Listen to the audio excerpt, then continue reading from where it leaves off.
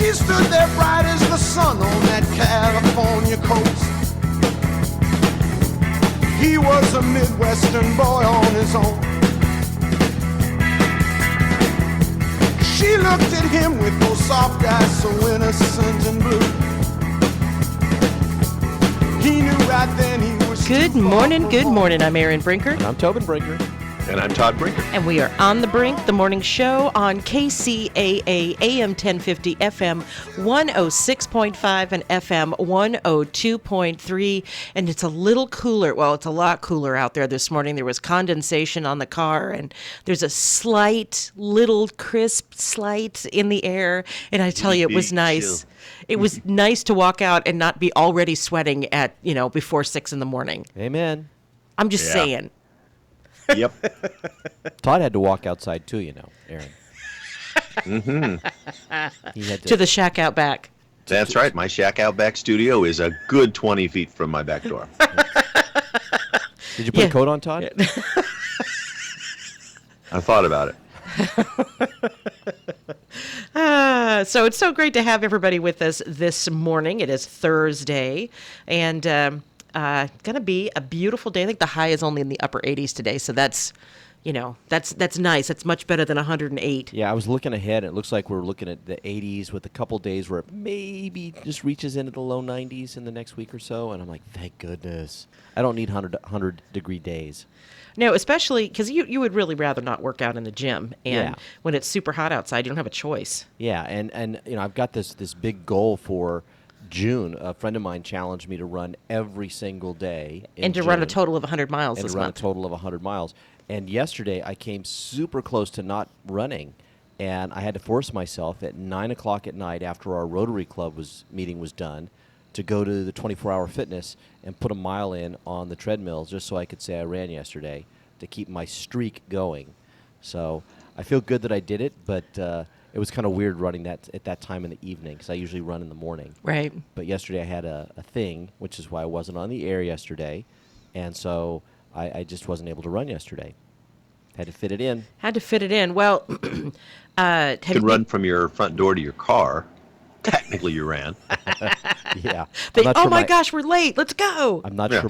Technically, I commuted, 20 feet. Well, I had to get out of bed and, walk into the kitchen to get myself something to drink. So, Yes, you went walking. walking. You are counting your steps. Yeah, I am counting. I have a Fitbit on. And this, Fitbits have gotten very naggy. So it'll buzz at me and say, you have 200 more steps to walk in this hour. It's like, okay, get up and, do the little lap around the office. Good for you. Yeah, it's pretty cool. We all laugh about it because pretty much all of us have Fitbits. And so it's like, okay, my Fitbit's nagging me now. Let me get up. Amen. It's fun.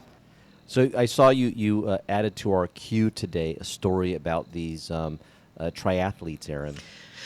Yeah, I mean this is kind of scary actually. This is an Ironman, and it's not the Ironman, the one that's on the Big Island. This one is more like a Tin Man. Well, it's not the Tin Man because that's a sprint triathlon. But Aluminium Man. Yeah. There you go. This one is an Ironman 70.3, which combines a 1.2 mile swim. And I think it's a rough water swim, a 56-mile bike ride, and a 13.1 mile run. I just want to say the ratios are all wrong here. Yes. As a swimmer, we are well 1-point-something mile swim, 50 miles riding, 70 miles. Come on, guys, swim some more. It should be equal amounts, 33% swim, 33% run, 33% biking, 100 miles of each. But, Tobin will tell you that at these triathlons, that most of the people competing, their weakest link is the swim. Yeah. And that's why that's the shortest one. I know some triathletes that train in the pool that I use, and they are all poor swimmers. They are strong runners, strong bikers. Most of them seem to be runners who take up biking and then occasionally jump in a pool. And a lot of them really are seeking to become better swimmers because they recognize that's where the weak spot is. Yeah. But that's how that sport is set up. Well, they should hire you, Todd.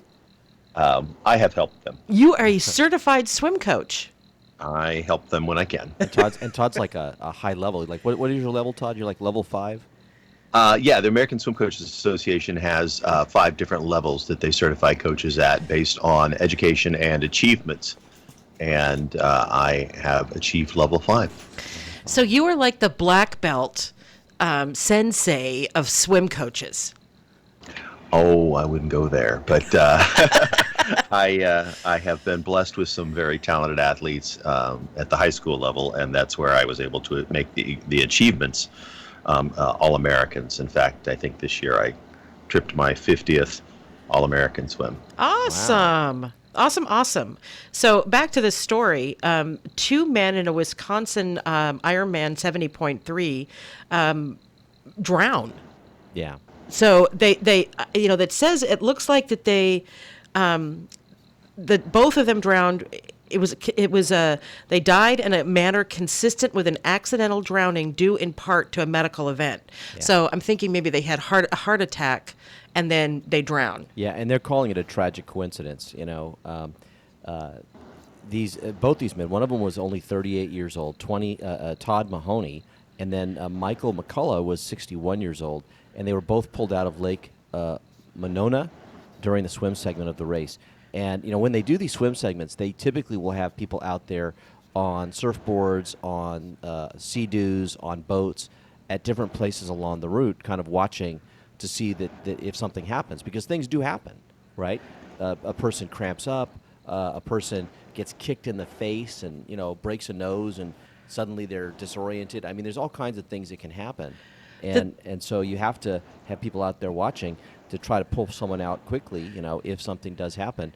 But apparently what happened to these guys, they couldn't get to them quick enough. So the thing that strikes me is that water has to be really cold. Yeah. Because yes, it's warm. It's warm now, but Wisconsin. I mean, this is if it's a lake, that water's coming from snow, and it's only June. So I maybe they had a heart condition that they didn't know about. Both of them they didn't know about, and that cold water was too much for them. Well, a lot of them will wear wetsuits to help when they're in the cold water. Like they'll tell you, this is what the appropriate gear is for this temperature of water. Right, but they still have uncovered hands, feet, and their face. This is true. Well, Mahoney, who passed away, was an apparatus engineer for the fire department.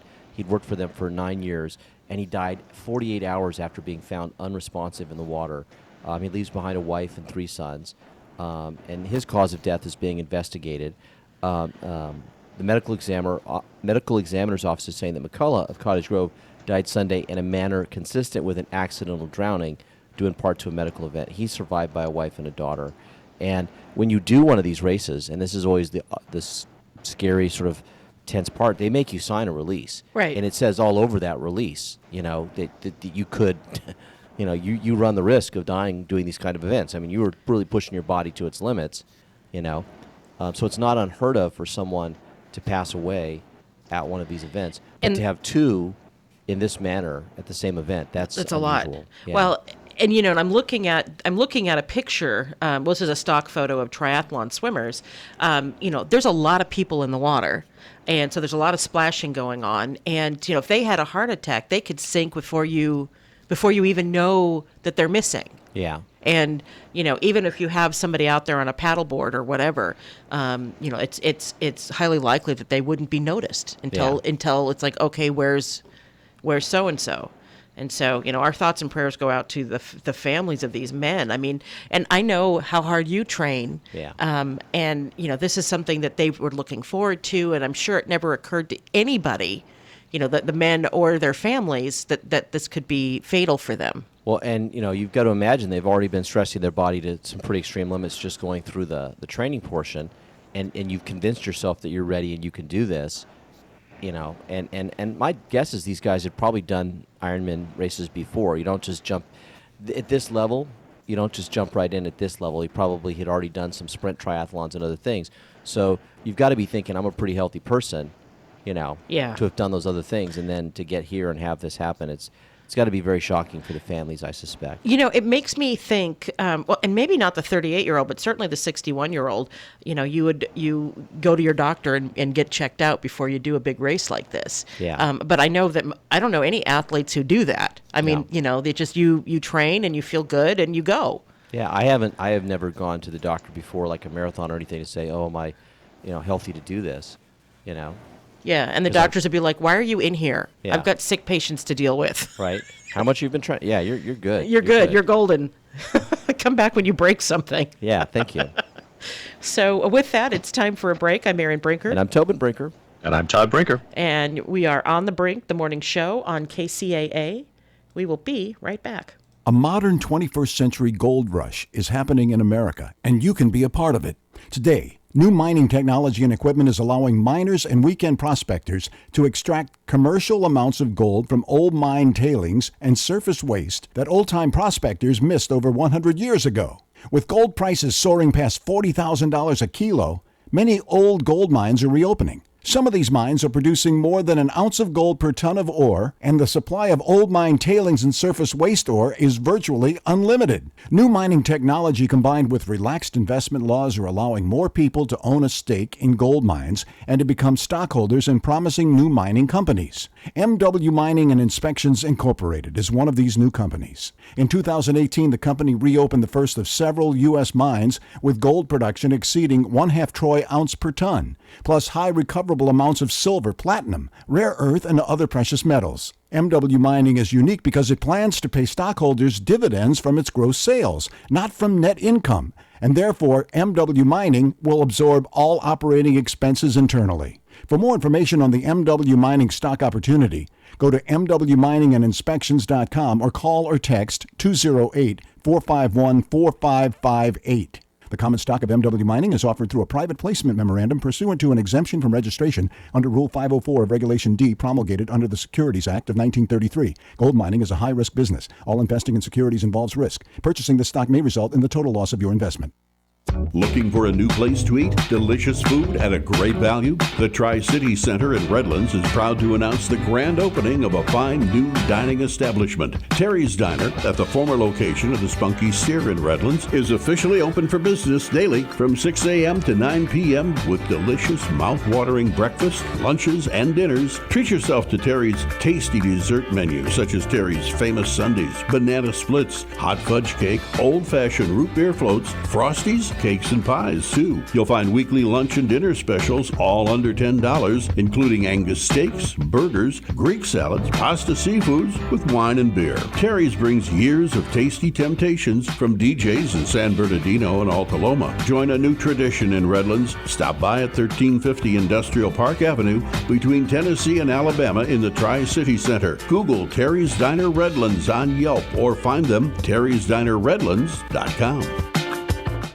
Hi, this is Bev from Let's Go Shopping with Bev, right here on KCAA 1050 AM, 1023 and 1065. Join us at our new time, 2 p.m. to 3, every Thursday, darling, right here on KCAA. We're still going to have all the fantastic and marvelous guests, new news about shopping, and more. So remember, tune in at 2 p.m. to 3 each Thursday afternoon to Let's Go Shopping with Bev. Ciao.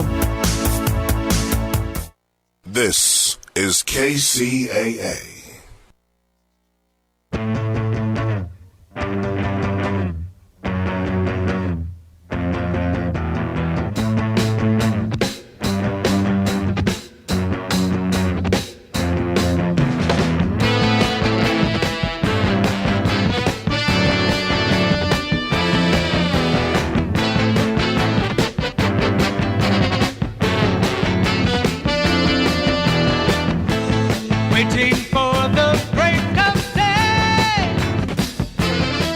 Welcome back. I'm Erin Brinker. And I'm Tobin Brinker.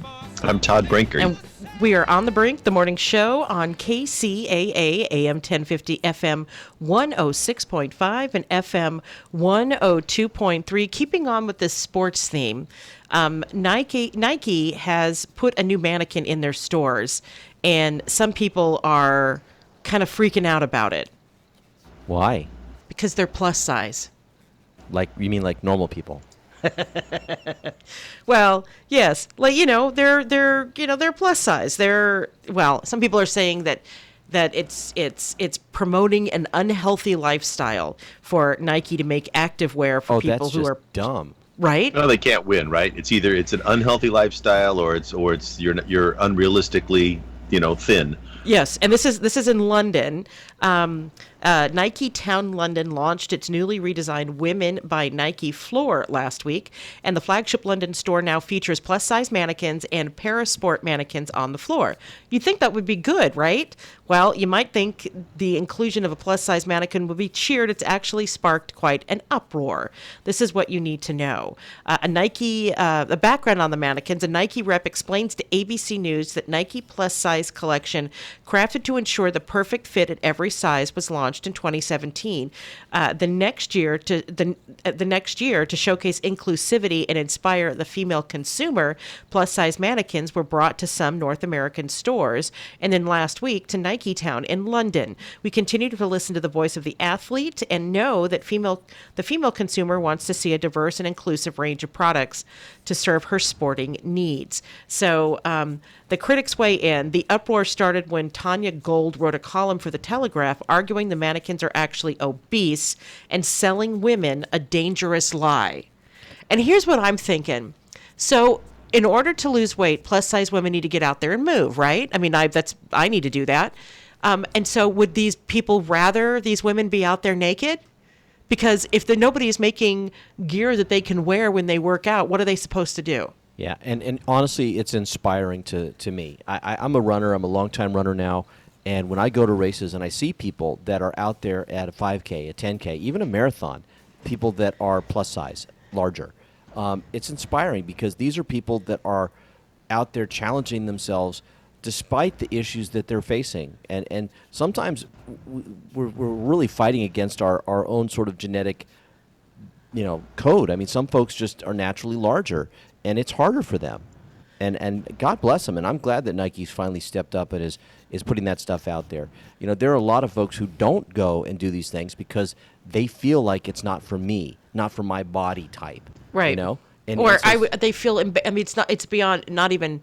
They feel embarrassed because they're bigger. I mean, I'm in that boat, right? I feel uncomfortable. I feel like I'm around all these people who are in great physical health, and I'm a big girl, and going to those races makes me uncomfortable. Yeah. And so this woman, this nasty woman, wrote, "The mannequin is immense, gargantuan, fat, vast. Oh, it's immense, gargantuan." Vast. She heaves with fat. She's not readying herself for a run in her shiny Nike gear. She cannot run. She is more likely pre-diabetic and on her way to hip replacement. Wow. Yeah, that's pretty vile writing on her part.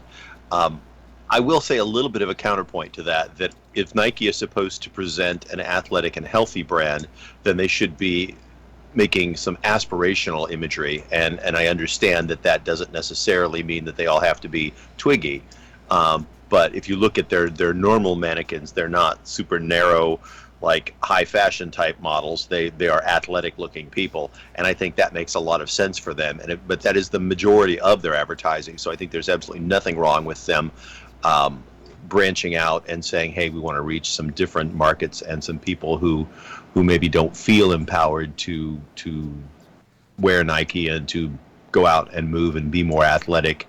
And so I see that side of it as well. I absolutely, most of their marketing, is the super uber fit men and women. There's a woman here who posted gold that Tegwin Tucker is her name. She posted a side-by-side comparison of her own body next to the mannequin on Twitter, noting, "I look like that Nike mannequin. I've done a 10K, a half, and a marathon this year, and there's another 10K and a half coming up. If you think obese women can't run, you've clearly been living under a rock." Amen, sister. And when we went out to the LA Marathon, I saw people of all different shapes and sizes. Yep. But there's such an expectation in our popular culture and in the media that only the very svelte can be active. So much so, I remember a news report on one of the stations, it was either Channel 2, 4, or 7 here in the greater LA area, where it was this woman had done an Ironman, and they they showed her coming out of the water at the, in her race, and they were saying, she's doing it to lose weight. And then they made comments. She was a heavy woman, but, she was competing and she finished. She was one of the last ones to finish. And they were, kind of joking that she was still big, but she did this, good for her, in a really patronizing way. Yeah. And I'm like, oh my God, did you treat any of the other athletes like that? No. Probably not. Yeah. Yeah. So Gold, the woman who was fat shaming Nike, she went on in her comment. She said that Nike is part of a fat acceptance movement, and that they were bullying women by taking part in that. And she says advertising has always bullied women, but this is something more insidious. And I see it the exact opposite. I can't imagine that she would look at these mannequins and think that was somehow bullying women, when in fact it's recognizing that there are consumers out there who would like to have this product because they do want to be active. Well, and let's face it, what percentage of women are obese or overweight in the United States and the UK? And that percentage is pretty high. I don't have the number at the top of my head, but I think it's at least 35%. And so Nike wants to sell activewear to people who are wanting to get active. And so they're listening to the market and doing what they need to do as a good capitalist company. So, go for it. And the pushback against the, quote, fat acceptance movement really bothers me. Now, some people, they revel in being, 300, 400, 500 pounds, whatever. I don't care. But, the idea that because I'm overweight that I'm supposed to hate myself and live under a rock, no. Yeah. Forget you. I'm not doing that. Well, another person who commented on this was a body image researcher, and they posted actual studies that show that most female mannequins are actually frighteningly underweight, yet no one seems concerned about that. Yes. Or those mannequins. So underweight that they would stop menstruating if they were real people at that weight. Yes. Yeah. Well, and people have commented on that, on the fact that too many of the, again, like I talked about the high fashion models, those mannequins you see in a lot of your stores where you're buying regular clothes are modeled after fashion models, and they are unsafely thin. Nike generally doesn't go that way. They their mannequins tend to be athletic because that's their target market, for the most part. And again, I think they try to be aspirational, but kudos to them for reaching out and trying to be aspirational to a different set of people.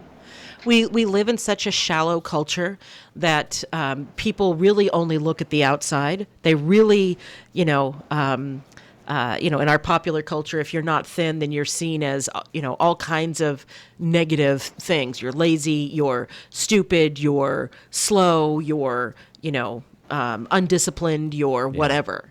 So, Todd, actually, in this article, they mentioned an actual model, fashion model, like you just talked about, who has been very open about her struggle with anorexia. And she said that she's now closer to the size of the new mannequin than those traditional mannequins, and that's a good thing. She says, newsflash, I am now more healthy than I was when I was thinner, because being skinny does not equal being healthy. Now, how many of those models have to use cocaine to stay that thin? Ooh. I'm serious. Yeah. Yeah, well, there's been issues, and if you can, there's lots of articles and books written about fashion models who have had issues with eating disorders and drug problems in order to maintain the look that they're able to work with, that they can get jobs with, and if they put on, an extra 20 pounds, they can't get hired in the fashion industry. That, like, again, I think there's different segments of the fashion industry. The models who model for the Nikes and the Reeboks and the Adidas of the world are going to be shaped a little different. I mean, a lot of those people, in fact, they spend a lot of time and money paying huge amounts of money to actual sports figures to rep for them. And so they do things a little bit differently. They have a little bit different image than the fashion industry does. But there's problems with the fashion industry. To say that that there's nobody complaining about those skinny models, or there's nobody complaining about the skinny mannequins is, I think, incorrect. I think that there's lots of people who have complained about that over a long period of time, saying that's an unhealthy image, and it's setting unrealistic goals for women all over the world, and that needs to be addressed. As much and probably more so than, and in fact, I would say more so than building models that represent probably the more average person in the world today. I want to see a dad bod model. Give me the dad bod model. So with that, it's time for a break. I'm Aaron Brinker. Just take a look at me, brother. Just take a look at me. and he's Todd Brinker, and we are on the break, the morning show on KCAA, AM 1050, FM 106.5, and FM 102.3. We'll be right back. KCAA Loma Linda, 1050 AM, K292 FQ Riverside, and K293 CF Moreno Valley. California headline news. Emotional scene in Los Angeles Wednesday afternoon as the county sheriff announced the deputy Joseph Solano, shot in the head at a restaurant Monday, had died. Solano's son among those thanking the community. Fortunately, we have lost him. And he was a really good dad. Red Nelson of Utah remains in custody, accused of killing Solano, another person an hour earlier, and now linked to a string of robberies in San Diego County. The owners of Santa Anita Racetrack agreed to new safety procedures in the wake of the deaths of 29 horses there in recent months. Critics say it's not enough. Where was all this concern from the industry's standpoint last year when 48 horses died at Santa Anita, or over the past decade when 600 horses died at Santa Anita? Patrick Baduelo with Horse Racing Wrongs. The new procedures, including a 5-member team that will have the power to remove horses that don't appear fit. Upper 80s in the Bay Area, low 90s in Sacramento today, upper 90s in Palm Springs. Jeff Scott, California News. Change can happen when you choose it. You can choose treatment and change your addiction to opioids. Medication-assisted treatment, or MAT, is a proven treatment for opioid addiction that significantly reduces the rate of relapse. Covered by Medi-Cal, Medicare, and many private insurance plans, MAT is even available through primary care doctors. Choose a proven treatment option that's right for you. Learn more at choosemat.org and choose Change, California. Lawn lovers, run with us on a John Deere Z500 Series Z-Track mower, built to mow better, faster with an Excel Deep Mower Deck. Because whether you're up against the clock or a busy day, this zero turn gets it done in almost no time at all. Nothing runs like a Deere. Run with us. Test drive a Z500 Series Z-Track mower at your John Deere dealer during the Take Your Turn sales event.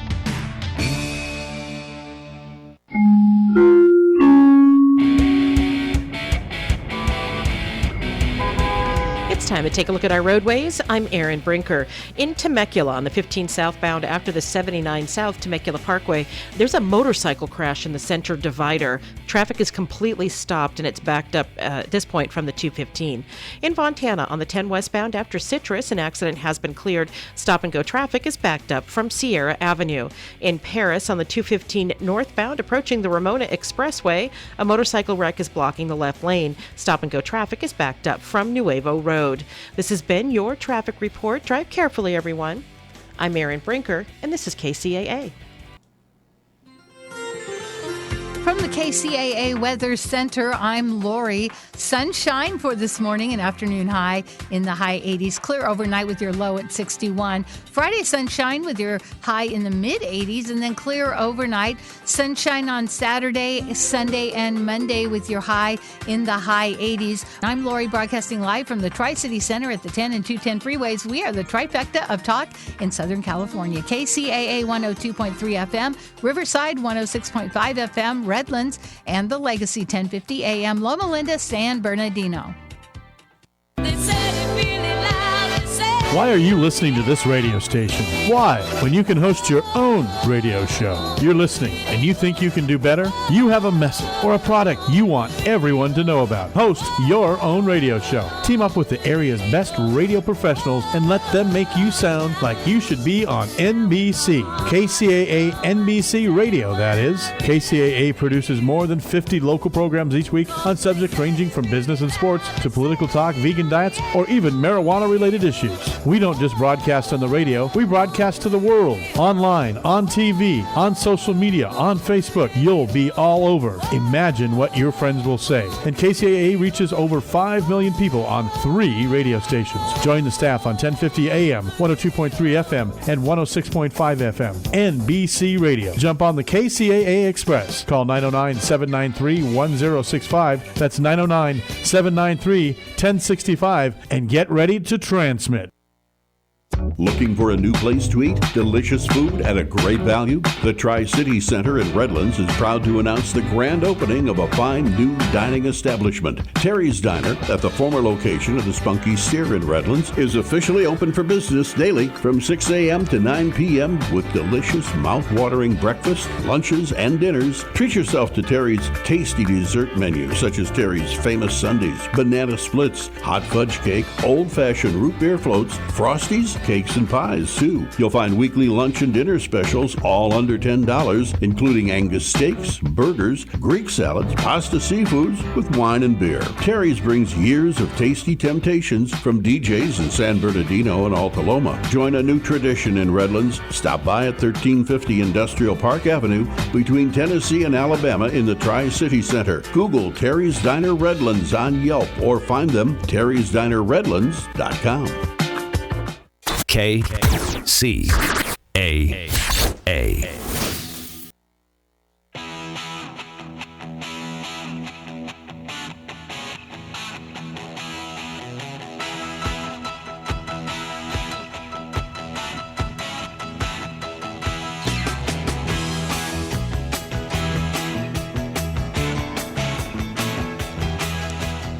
Welcome back. I'm Erin Brinker. And I'm Tobin Brinker. I'm Todd Brinker. And we are on the Brink, the morning show on KCAA AM 1050 FM 106.5 and FM 102.3. We welcome back to the show Dr. John Huber. He is the founder and executive director of Mainstream Mental Health, which seeks to bring mental health issues into the mainstream. He joins us a couple times a month to talk about issues related to mental health, popular culture, and just being alive in the world today. Dr. Huber, welcome to the show.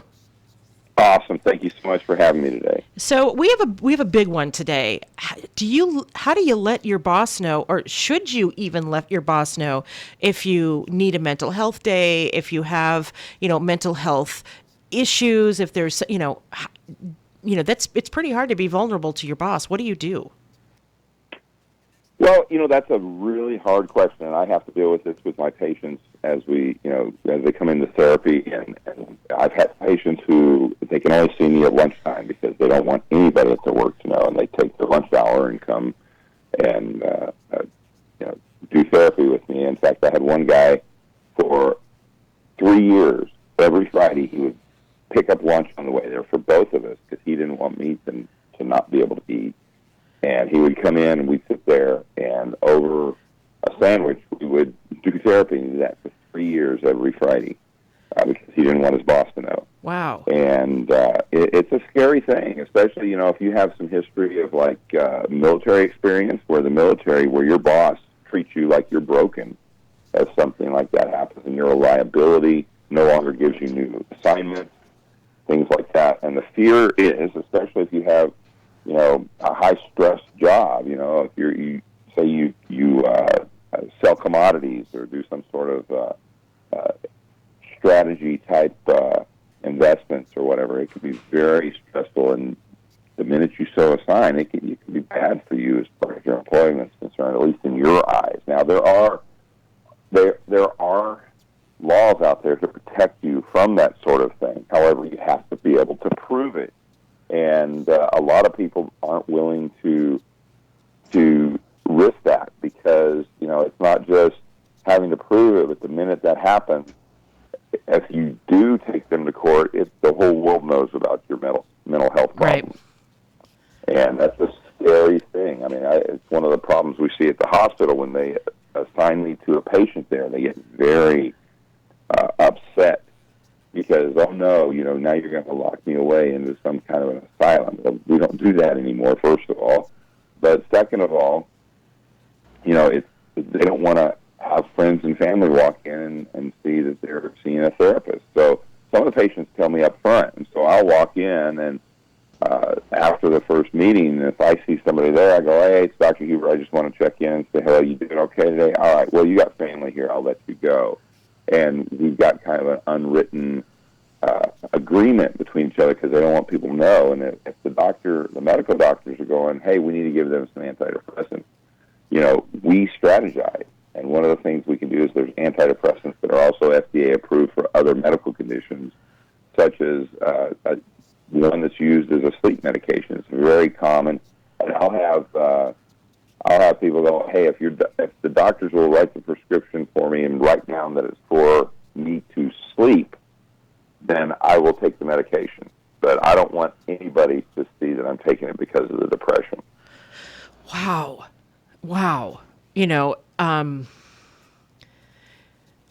As I'm absorbing this, I mean, if you broke your leg, or if you had a kidney disease, Absolutely. or if you had something like that, then people they'd understand it. They'd make accommodations, right? They see the crutches, Right. or they see whatever.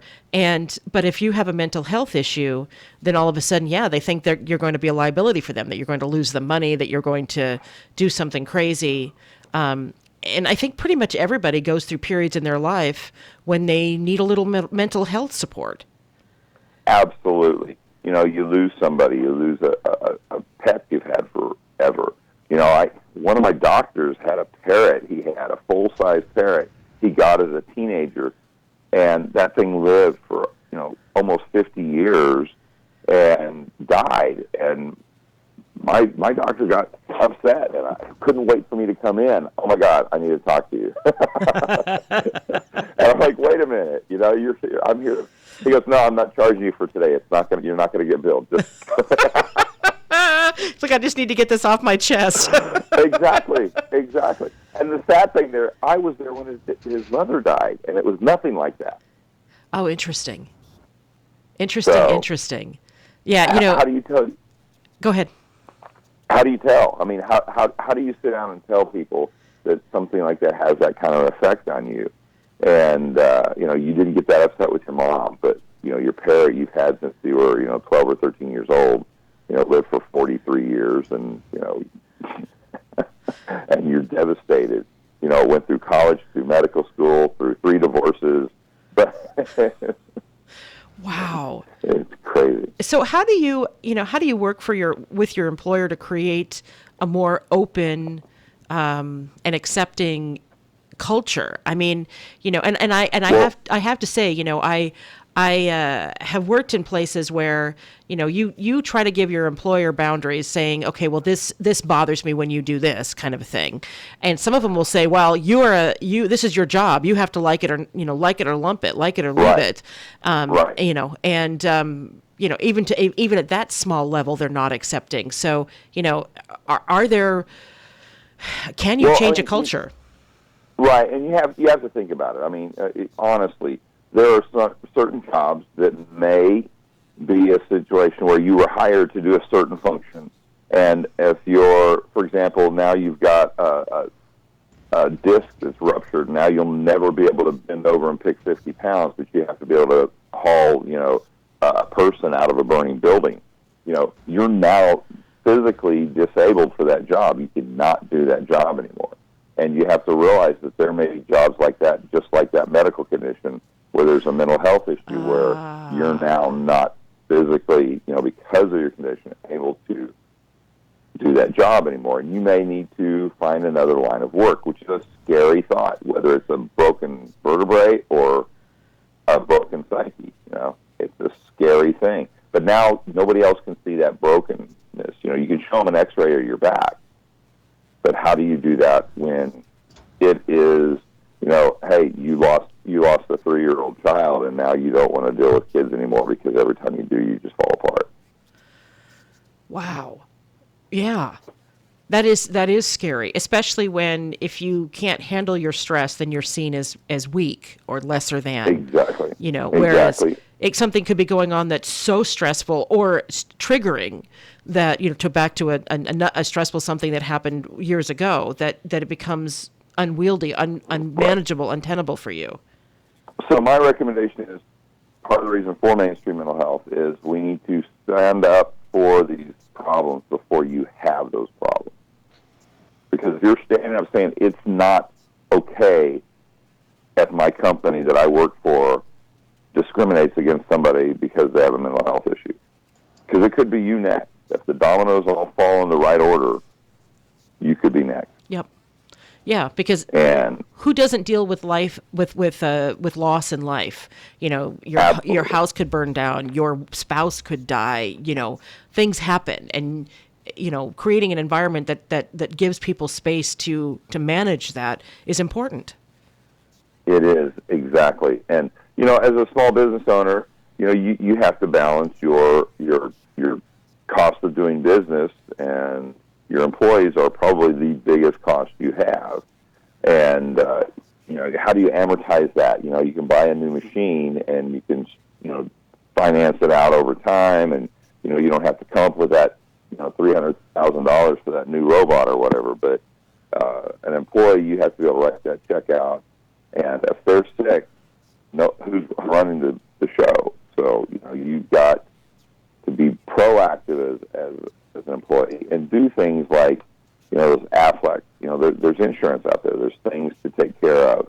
You also have to be able to provide a supporting environment, because your business becomes your family. I mean, you know, you trust people, and unfortunately, doing the forensic side of psychology, I've been involved in too many court cases where small businesses trusted an employee, or vice versa. And employees felt like the business owners were part of their family, and then something like this happened, and it'll destroy the business. Period. It doesn't matter which side started what problem, and it's devastating for a small business. Wow. So, how do people get a hold of or find out more about Mainstream Mental Health and the work that you're doing there? Because I think, you know, it is so important. It is, and you know, it's the starting place. We try to educate, but it's not all that you need to do. And you can go to our website. The easiest way to get there is drpsycho.org. It's drpsycho.org. Or you can follow us at the main address, which is mainstreammentalhealth.org. And check out all our podcasts and information we have on there. We have different things going on different times of the year. It's a good place to get your toes wet, so to speak, when you're trying to discover more about mental health issues and like that. And all our contact information is for social media, and you have your email address if you have questions. And just come on, get in touch, and we'll start this dialogue. That's the only way these things are going to come. Well, Dr. Huber, it is always a treat to have you on the air. Thank you so much for joining us today. Go to mainstreammentalhealth.org or drpsycho.org to learn more. Thank you so much for joining us. Thank you so much. Thank you to Aaron, Tobin, Todd. Y'all have an amazing day. Thank you, you too. So with that, it's time for a break. I'm Aaron Brinker. And I'm Tobin Brinker. And I'm Todd Brinker. And we are on the Brink, the morning show on KCAA. We'll be right back. Tri-City Shopping Center in Redlands is serving up some really cool ice cream at La Micho Acana. Then get your chocolates and other delights from C's Candies. Moms and future moms who visit the mall can cool off and relax while they get treated like royalty at Shiny Nails or Francis Nails, and then pampered at Texture Hair. The Tri-City Center is filled with retailers who care about you. Shop at the Tri-City Center in Redlands and see why they call it the mall with a heart. It's not just a home or a car. It's the 5 hours you spend in the kitchen mastering your epic wing recipe and the 3-hour family road trip to the tailgate party. While other insurance companies just see them as bundles or combos, State Farm agent Joe Amlani sees your home and car as the time and memories you put into them. Joe understands what your things really mean to you, and he's here to help you give them the protection that they deserve. Call State Farm agent Joe Amlani in Redlands for your home and auto insurance today. How you doing? This is Gary Garver. In today's society, the majority of people are not getting enough sleep. I know I'm not. If you're like me and having problems getting a good night's rest, whether it's health or stress related, I have a solution for you. South Pacific Sleep Lab. South Pacific Sleep Lab will do an evaluation of your sleep pattern and will provide a comprehensive study so you can start getting a restful, peaceful night of sleep. They take all types of insurance, which will cover your cost of the evaluation, and they will even provide transportation to their offices at no cost to you. For more information, contact Tony at 310-999-1887. That's 310-999-1887. Tony even stays awake all night, 24 hours a day, 7 days a week, so you can sleep better and rest easy. South Pacific Sleep Lab. Start feeling better and getting a great night of sleep today. KCAA.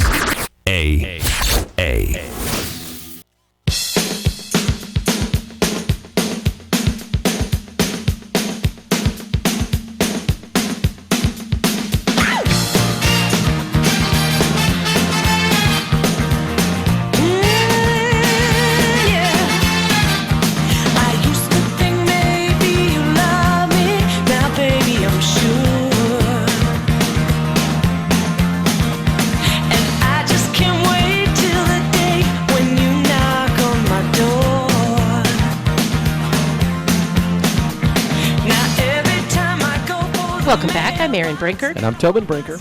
And I'm Todd Brinker. I love this song. It's so happy. And we are on the Trina brink. and the Waves. Exactly. You know, and it forever will remind me of Daddy Daycare. Yes. I was supposed to see them live, and they got replaced at the last minute by Mr. Mister as an opening act for Don Henley, and I was kind of bummed. I bet. I enjoyed Mr. Mister. They had a few hits at the time, Kyrie and Broken Wings. Yes. But Katrina and the Waves are just fun. They are just. How do you not love that song? How do you not get in a good mood when you hear that song? And again, it reminds me of Daddy Daycare, which was one of our daughter's favorite movies when she was little. Which, if you haven't seen it, it's Eddie Murphy. It's pretty funny. It's a pretty cute movie, and kids like it. It's a good one. It's a cute one. It really is. So, Todd, you picked the article, the next one. Well, I put a few different things in there. I thought one was interesting. Amanda Knox. You remember Amanda Knox? Oh, yeah. She's the one who was accused and tried like 3 times for killing her roommate in Italy, right? Ultimately acquitted in 2011. She's going back to Italy for the very first time. Why? And she set foot there on Thursday. Why? And she is actually speaking at for a group of people who have been accused in the media or tried in the media. So she's a guest speaker for a panel session titled "Trial by Media" at the Criminal Justice Festival in Modena, northern Italy, on Saturday. The event's organized by a nonprofit legal group in Italy called the Innocence Project, or the Italy Innocence Project. I mean, we've heard of the Innocence Project here. This is an offshoot of that in Italy. And she's basically the murder happened in 2007, and like you said, she spent 4 years in prison while she was being tried in Italy. So she's in a foreign country in a prison. She was released in 2011 after having gone through several trials. Their legal system is a little different than ours. They don't have the double jeopardy type of thing. So they tried her. I think she won the first one, and then they retried her based on some additional information, and they convicted her, and then she appealed, and they retried her again and released her. And she came to the United States as soon as she was released. And then there was a big stink about they were maybe going to try her again and maybe have to do it in absentia because she wasn't in the country anymore. But I think they finally ended up dropping that. But she was absolutely dragged through the mud in the news in Italy and treated as this horrible foreigner who came into this horrible thing, and was pretty much tried and hung while she was there in the media. And ultimately was acquitted. So the thought that that the government can come back and keep trying you until they get the result that they want is horrifying. It really is. I don't understand fully the way the laws work in Italy, but they're clearly different than ours. But there's something about how they can the prosecutor can come back and try again, but I don't know what the basis for that is or how they do that. But they get But essentially, the process just seems iterative. It seemed like they were just going over and over, and then they would stop when they felt like it was over, and if you have the means to continue to fight it, then you can appeal it again. But, that seems like it's very much based on if you have the means. So I saw a documentary on her, and there was some speculation that she is on the autism spectrum. And so one of the things that the Italian police said during her trial was that her reactions to like learning that her roommate was dead and all of that were not a normal, what they would call normal reaction. And if she's on the spectrum, then she wouldn't have normal reactions. I mean, that's, she would, they don't, people on the spectrum don't react necessarily the way that people not on the spectrum react. And so that maybe that there was a misunderstanding there. Although I know people who have, like if you get a ticket in Italy, or get in an accident, if a foreigner gets in an accident in Italy, that it's always the foreigner's fault because if the foreigner weren't in the country, it wouldn't have happened, kind of a thing. And so I don't know that. I mean, I've heard that from a couple of people, but that's a couple of people versus, the whole country. It's anecdotal. It's anecdotal. Nonetheless scary. Right? Yeah. Knox said that while on trial for, in quotes, a murder I didn't commit, the prosecutor painted me as a sex-crazed femme fatale, and the media profited for years by sensationalizing an already sensational and utterly unjustified story. It's on us to stop making and stop consuming such irresponsible media, she said. I would agree. Mm-hmm. I would absolutely 100% agree. That applies here as much as anywhere. Oh, absolutely. I was listening to an interesting story the other day about people and how they form opinions and how you change opinions.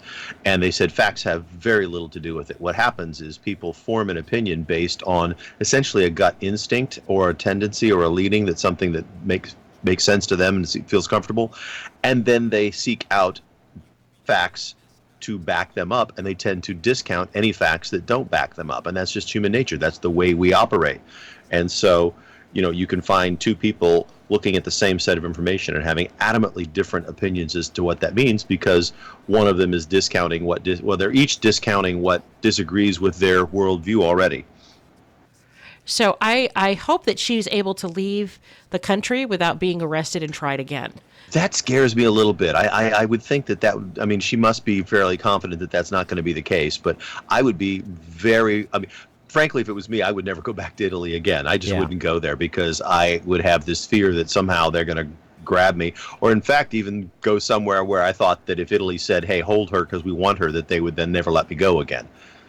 I don't know the case. Obviously, she knows her own case much better than we do, but that scares me. That was my first thought. Well, at the end of the article, why on earth would you go there? Exactly. At the end of the article, they mentioned that another man, a guy named Rudy Guede, was arrested and convicted separately of Kircher's murder, and that he's still in prison for serving a 16-year sentence. But then the final line is the one that scares me. Prosecutors continue to insist on Knox and Solicito, her boyfriend, involvement, however, accusing Knox of delivering the fatal blow. So they still think she did it. Yeah. The prosecutors they haven't given up on this. Yeah. Yeah. Yeah, and yet she's back in Italy, which seems like a dicey move on her part. Yeah. But time will tell. Hey, by the way, coming in from one of the other things, you had a Chicago song playing, 25 or 6 to 4. Yes. And it's just wanted to mention too that on Access TV, that's AXS TV, it's not on streaming that I'm aware of as a separate place you can pick up on your Roku or your Apple TV. But if you happen to get Access TV, there's a really great documentary out there, and you can search for it to see if it is streaming, called The Terry Kath Experience, done by Terry Kath's daughter. Terry Kath is the guitar player who wrote that song, and or at least partially wrote that song, and he's the one who did that iconic riff that starts that song. And so anybody who's a fan of Chicago, especially early stuff that was a little bit harder rock, more guitar based, Terry Kath was the guitarist who really gave that sound to Chicago early on, and was tragically killed in an accidental death with a handgun. And and it's just a really great story, basically told by his daughter through interviews from people who worked with him, people in the band, and it's well worth watching. Well, it's a great tune. I mean, it's just a iconic, and it's just a positive tune. It's just a happy, energetic, make you feel good kind of tune. And so that's why it was written about being up in the wee hours of the morning. It was either 25 or 26. That's why 25 or 6 to 4 in the morning.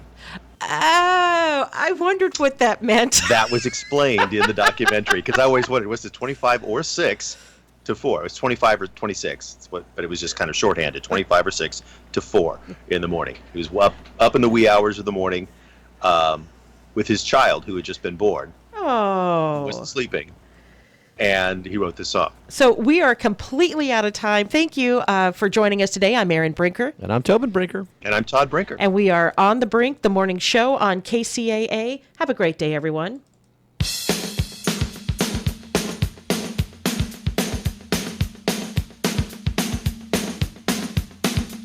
KCAA Loma Linda, 1050 AM, 106.5 FM, and now 102.3 FM. Trump officials rebuked, tankers attacked. I'm John Trout. The House Intelligence Committee has issued subpoenas for former Trump campaign deputy Rick Gates and former National Security Advisor Michael Flynn. Correspondent Lauren Fox